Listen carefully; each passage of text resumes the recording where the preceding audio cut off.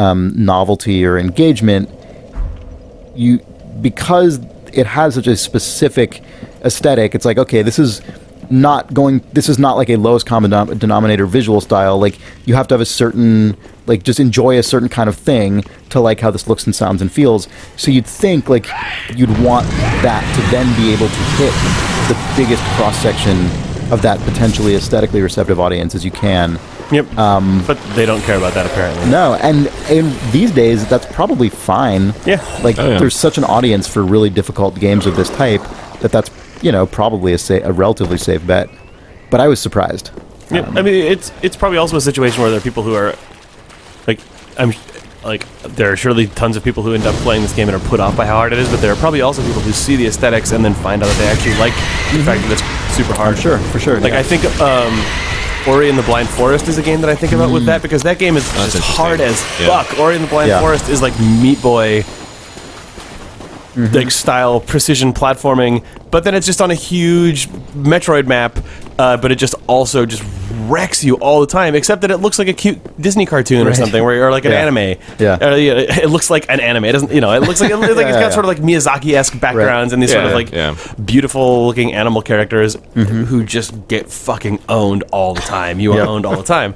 And I suspect that probably has that same thing where people will look at it and be sort of totally drawn into the sort of tone and aesthetic of it, and then either completely bounce off it or discover that it's what they liked and didn't know it, or the completely insane tiny sliver of people who are like, what I've always wanted is a game that looks like a Miyazaki movie but also is a brutal crazy like multi-move platformer or whatever, Or you have people who, I mean, I imagine that these days especially, just because of how accessible indie games are in a way that didn't used to be, there's probably a decent chunk of people who are just below a certain age, like kids, who are attracted to a game like that because of how it looks, and are just young enough that they can literally play anything because their brain is just like learn what it is and will form itself into whatever shape is required to play that. I also wonder with things like Ori and Hyper Light Drifter, how much watching a super competent person on a stream impacts how this game is sold and how it's perceived by people. I thought about that because I'm sure there are a lot of like combos and techniques that I'm just told that it would make the game way easier. And for me, that if you streamed it, your Twitch chat would be people telling you exactly how to play it better. Yeah, exactly. Yeah. So that probably goes the other way as well. Yeah. Bunch of Hyperlord. Do you think you're gonna try? Like, did you bounce off this, Nick, or do you think you're gonna try it more? I'll probably give it another go. Yeah. For that reason, because I think probably once you unlock once you see the Matrix code, it's probably fine, right? I mean, maybe I'll try and find an FAQ. Yeah. Right. Game facts. Watch a video tutorial. Yeah. The new FAQ. Yeah. Man, video tutorials. Ugh.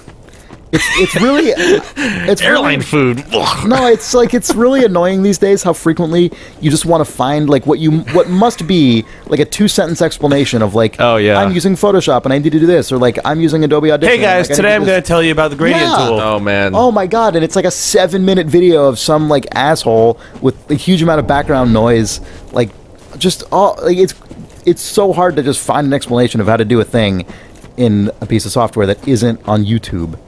Man. Yeah. Anyway. FAQs don't monetize, Chris. That's true.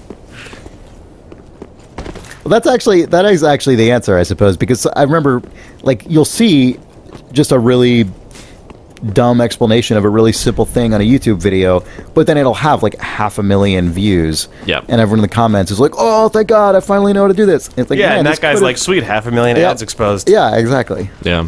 Half the time, the actual instruction is in the description of the video and not the video itself. Yeah, but not the key part that you need. Right. Yeah. That one where they get to that one checkbox.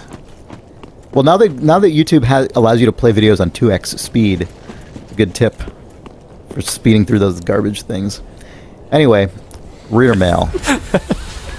Now that your podcast listener has a 2x speed, you can speed through this garbage podcast to get to the end of it, I suppose. Get to the reader mail, the part you're all here for.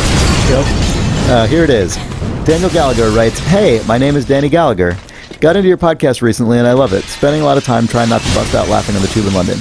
This is an answer to another reader's question and perhaps a different way to you guys answering it. Someone asked you recently how telemetry and metrics and analytics are used in games, and although you provided some great answers that I enjoyed, you answered more from a AAA console and indie background, I think, and I can give you insight from another angle.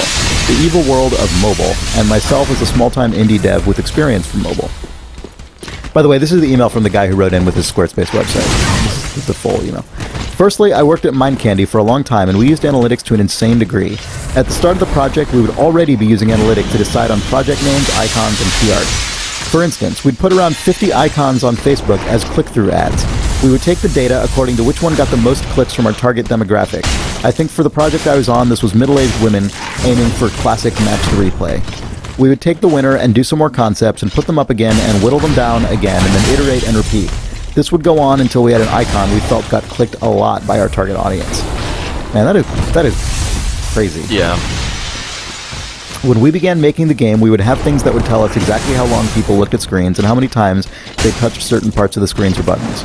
If people quit on certain screens or menus or closed them too quickly to read our money-grabbing advertisements, we would do something like move the close button to a place on the screen that was more difficult to get to or less obvious. We had obvious other things, like how many people quit on load screens, and if we got too big a drop on load screens, there was an American guy in a suit who knew nothing about games who would shout at us and tell us to get those fucking times down. Yep.